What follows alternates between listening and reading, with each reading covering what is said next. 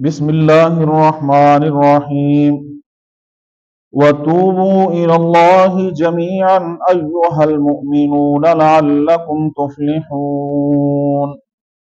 سورۃ النور۔ رب تعالیٰ کا ارشاد مبارک ہے، اے ایمان والو تم سب اللہ کی طرف رجوع کرو، لعلکم تفلحون، شاید تم کامیاب ہو جاؤ۔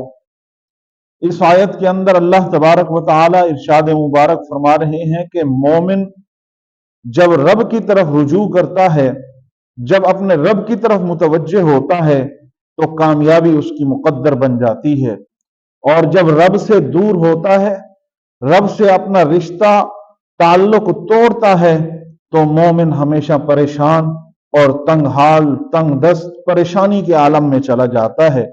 تو اس آیت سے جو ہمیں نقطہ اور بات سمجھ آ رہی ہے، یہی ہے کہ ہم اپنے رب کی طرف رجوع کریں، توبہ کی صورت کے اندر، اپنی پریشانی کو رب کے سامنے بیان کرنے کی صورت کے اندر، تکلیف کے اندر رب کی چوکھٹ کے اوپر اپنا سجدہ اور سر جھکانے کی صورت کے اندر، یہ سارے وہ طریقے ہیں کہ ہم اپنے رب کی طرف متوجہ ہو جائیں، رب ہمیں کامیاب کر دے گا، رب ہمیں سرخرو کر دے گا۔ یہ تبھی ہوگا جب ہم رب کی طرف متوجہ ہوں گے۔ جب رب کی طرف متوجہ نہ ہوں گے تو ہم پریشان ہوتے رہیں گے، در در کا دستک دیں گے، چوکٹ کھٹکھٹائیں گے، کامیابی نہیں ملے گی۔ کامیابی تب ملے گی جب ہم اپنے رب کی طرف رجوع کریں گے۔